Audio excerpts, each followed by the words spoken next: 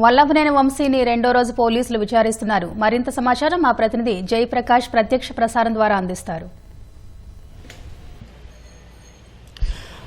నరీష కొద్దిసేపటి కిందటే వల్లభనేని వంశీతో పాటు మరో ఇద్దరు నిందితుల్ని కూడా కృష్ణలంక పిఎస్కు తీసుకువచ్చారు. ఈరోజు రెండో రోజు కృష్ణలంక పిఎస్లో విచారణ చేపడుతూ ఉన్నారు.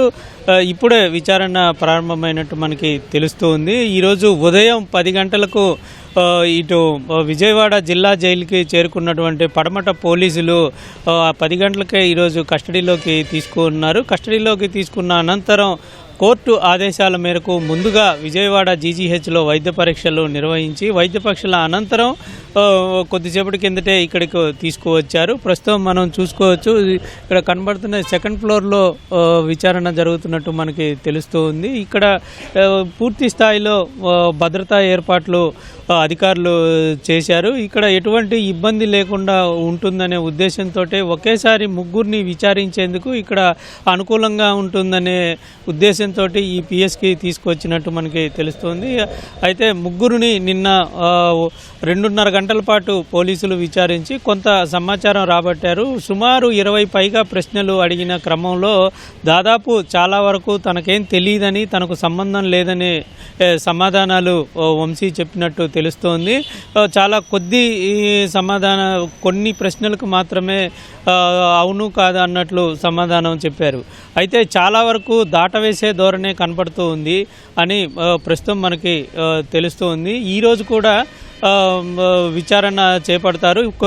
ఈరోజు ఎక్కువసేపు విచారణ జరిగే అవకాశం ఉంది. నిన్న రిమాండ్ గడువు ముగుస్తున్న నేపథ్యంలో కోర్టులో హాజరుపరచడం, దానివల్ల కస్టడీలోకి తీసుకోవడం కొంత సమయం ఆలస్యమైంది. అదేవిధంగా 3:30కే ఇక్కడ కస్టడీ నుంచి తీసుకొని వెళ్ళి అక్కడ వైద్య పరీక్షలు చేసి కోర్టులో అటు విజయవాడ జైల్లోకి తీసుకువెళ్ళి జైలు అధికారులకు అప్పచెప్పారు. అయితే ఈరోజు పూర్తి స్థాయిలో నిన్న అడిగినటువంటి ఏ ప్రశ్నలకు సమాధానం రాలేదు, అదేవిధంగా మిగతా ప్రశ్నలకు ఏ విధంగా సమాధానాలు రాబట్టాలా అనే ఉద్దేశంతో మరికొన్ని నూతన ప్రశ్నలు కొన్ని తీసుకొని ఈరోజు మరికొద్దిగా సేపట్లోనే అడగనున్నారు. 3 ఏసీపీల ఆధ్వర్యంలో నిన్న విచారణ జరిగింది. ఈరోజు కూడా అదే పరిస్థితి మనకి కనబడుతూ ఉంది.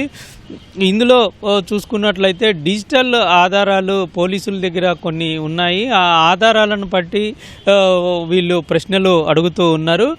ఈ ప్రశ్నలు అడిగిన నేపథ్యంలో కొన్ని వీడియో ఫుటేజ్ కనబడుతూ అంటే సత్యవర్ధన్ అదేవిధంగా వంశీ ఇద్దరు ఒకే వీడియోలో లిఫ్ట్లో కనబడుతూ ఉన్నారు. అదేవిధంగా అతనితోటి మాట్లాడుతున్నట్టు చేయి సైగ కూడా మనకి కనపడింది. అయితే అసలు తనకేం తెలియదని, సత్యవర్ధన్ అనే ఆ పేరు వ్యక్తి అతనని తనకు తెలియదని తన అనుచరులు తీసుకువచ్చారని, ఆ రోజు రాత్రి ఉండి మళ్ళీ పొద్దున్నే వెళ్ళిపోయారని సమాధానం ఇచ్చినట్లు మనకి తెలుస్తోంది. అదేవిధంగా మరొక వైపు చూసుకున్నట్లయితే తాను 3 సెల్ ఫోన్లు వినియోగిస్తున్నానని సమాచారం ఇచ్చినట్టుగా తెలుస్తోంది. అయితే పూర్తి స్థాయిలో అయితే వంశీ వినియోగిస్తూ ఉన్నాడో ఆ 3 సెల్ ఫోన్లు పూర్తిగా ఉంటేనే దీంట్లో సమాచారం రాబట్టే అవకాశం కనబడుతూ ఉంది. ఎందుకంటే చాలా వరకు సెల్ ఫోన్ ద్వారానే కమ్యూనికేషన్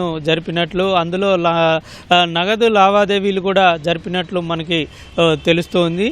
దీంతోపాటు సత్యవర్ధన్ అదేవిధంగా ప్రస్తుతం పరారీలో ఉన్నటువంటి మిగతా నిందితులకి ఉన్నటువంటి సంబంధాలు కూడా ఇందులో నుంచే ఫోన్లో నుంచే ఎక్కువ తెలిసే అవకాశాలు కనబడుతూ ఉన్నాయి. నేరుగా సత్యవర్ధన్తో వంశీ మాట్లాడకపోయినా సరే అనుచరుల ద్వారా అతనితోటి కమ్యూనికేట్ చేసినట్టు మనకి తెలుస్తూ ఉంది. ఈరోజు ప్రస్తుతం వాళ్ళ దగ్గర ఉన్నటువంటి ఆధారాలు, అదేవిధంగా మిగతా ఇద్దరిని నిన్న విచారించిన క్రమంలో వాళ్ళ నుంచి రాబట్టినటువంటి సమాచారాన్ని మళ్ళీ ప్రశ్నల రూపంలో ఈరోజు వంశీని అడిగి వాటి నుంచి కీలక సమాచారాన్ని రాబట్టే అవకాశం అయితే కనబడుతూ ఉంది.